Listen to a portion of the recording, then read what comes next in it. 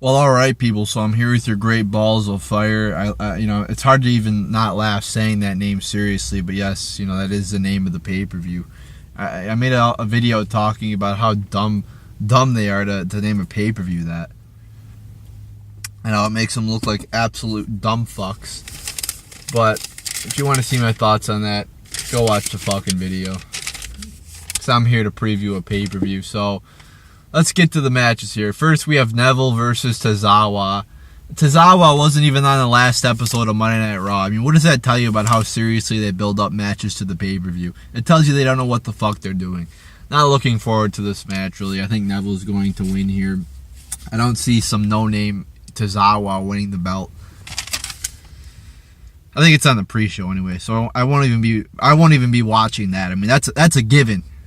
You're lucky I'm even still watching this goddamn bullshit show. I mean, you think I'm going to watch a fucking pre-show? If it's on the pre-show, it's not good enough to be on, it's not good enough for me to watch. Because I'm not wasting my time with that shit. Reigns versus Strowman. I think this is an ambulance match, so that's cool. Anything to make it more entertaining. I keep saying they should keep adding more stipulations to the matches. I mean, I'm not saying some CZW shit. I'm not saying every match has to have a fucking table spot, 10-foot table spot. But I'm saying that we should start adding some more stipulations to these matches. No DQ, Extreme Rules, False Count Anywhere, etc., etc. So I'm glad they added this to this match here. I think without it probably wouldn't be as exciting. So I'm looking forward to this match here. We'll see what the fuck happens. I have a feeling that Reigns is going to win because Reigns is the golden boy. So, I mean, I'm looking forward to this match. I think it'll be pretty good, so we'll see what the fuck here. Then we have Bliss versus Banks. It's just a wonder to me what the fuck they do, what the fuck they think. Because a few months ago, Banks is in the Divas title match at WrestleMania. And then, like, right after that, they take her from that to being a jobber for, like, 2 months. And now she's back into the #1 contenders role. Like, I just don't know what the fuck they're thinking. They obviously have no long-term plans if they do this shit. And they've done it in the past where they'll have an absolute jobber, some job guy, somebody who's in the, lower quarter of their roster, go out and beat some top guy. And then you flash forward a couple weeks or a month, and that jobber who just beat the top guy is still a jobber. If you're going to waste that fucking opportunity, then why even do it? It just shows how they don't have any long-term plans in this company.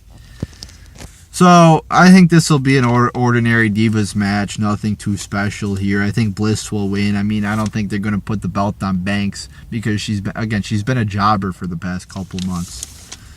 Then we have Rollins versus Bray Wyatt here.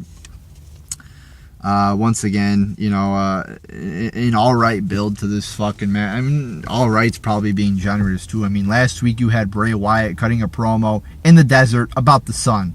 Talking about the sun. When he's got a pay-per-view match next week, he's talking about the fucking sun!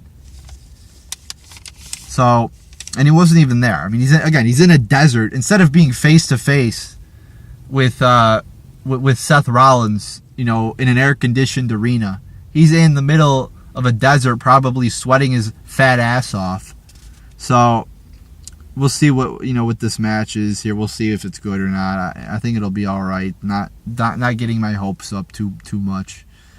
But I think Bray Wyatt will win.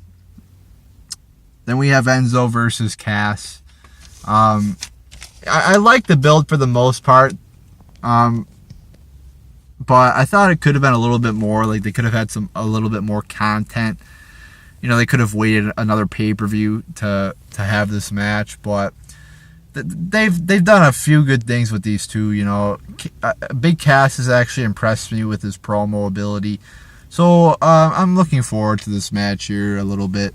Like I said, I think it would have been a little bit better if they would have, had a couple more or a few more weeks of build. But I'm still pleased with the build, and I think Enzo will win here. I mean, Big Cass will win here. It just makes sense. He's the bigger guy, so Then we have Miz versus Ambrose for the IC title. I mean, how fitting. The Miz, a million-time IC champion, is once again in an IC title match. I mean, he's a forever mid-carder. I mean, usually, the mid-card's a temporary. Usually you hope mid-carders will eventually become part-time, the main eventers or the top stars. But Miz, was in the main event of WrestleMania. Now he's a fucking mid-carder. It's going the wrong way. But he's been in the mid-card now for eternity, it seems like. Not really looking too forward to this match here. I mean, I think Miz will win there because he does have the Miz-tourage. So we'll see. But I think it'll be an alright. Not expecting anything too great here with this match. I think it'll be okay. Then we have Cesaro and Sheamus versus the Hardy Boys. I think it's a 2 out of 3 fall match here. I believe that's what it is. So, I mean, 2 out of 3 falls isn't really that much of a stipulation to get all worked up about. So I'm not really that excited about that. I think it's just going to be a typical tag match, which is a mediocre match here. I think Cesaro and Sheamus will win. And then we got your last match, Brock Lesnar versus Samoa Joe. I have the same complaint I had with the Enzo and Cass feud. Not enough build. I mean, I like what they're doing with it. I'm excited to see the match, but I just wanted to see Brock Lesnar there more. Like a real champion should be there every fucking week. You flash back to last week. You didn't even have a brawl. You had this. Does this make any sense? You're cutting a promo, and you had the same 2 guys there on location, but you put them on a motherfucking satellite. Does that make sense? And then you got, okay, Samoa Joe's going to go look for Brock Lesnar. Okay, so they're going to have a brawl. No, he gets there and they hold him back.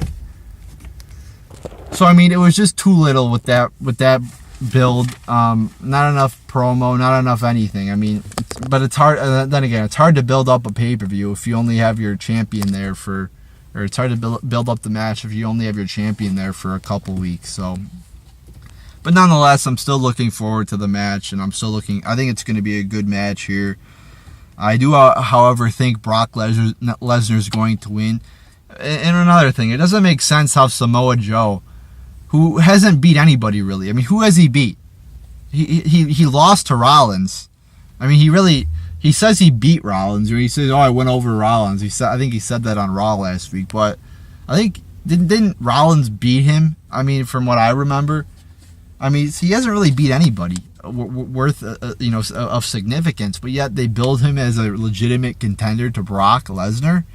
No, I mean, and then they did the same thing with Dean Ambrose. It's like they did Brock Lesnar versus Dean Ambrose at WrestleMania, which was a bad match because, again, Dean Ambrose is not a legitimate contender to face Brock Lesnar. I mean, you build Brock Lesnar up as the beast incarnate, this big,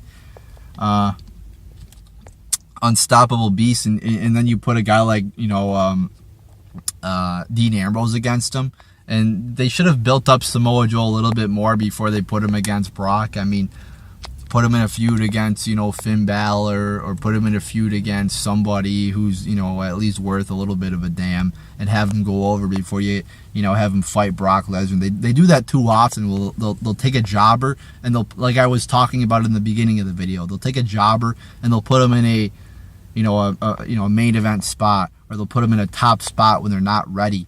It's not believable for them to be ready yet. So I have a problem with that. But like I said, I'm still looking forward to this match. I think Lesnar will win because I don't see Samoa Joe as being the guy who beats Brock. But we'll see what happens. But there you go, people. There's your Great Balls of Fire. Again, a dumbass name for a pay-per-view. I feel like an idiot saying it, but whoever named that pay-per-view is the real idiot. But yes, the Great Balls of Fire 2017 preview. I never thought I would say that, pay-per-view name is Great Balls of Fire. I never guessed in a million years that WWE would embarrass themselves that bad to name a pay-per-view after a male organ, male genitalia. So, again, WWE once again embarrasses themselves. So there you go, people. There's your Great Balls of Fire 2017. Hopefully, I could just say Great Balls of Fire because hopefully there's no 2018, so we don't have to identify it by year. Hopefully, I could just say, here's your Great Balls of Fire 2017 review, because I sure hope to God that WWE wises up and doesn't do another one of these pay-per-views next year, because it's a catastrophe of a name. So there you go, people. There's your preview.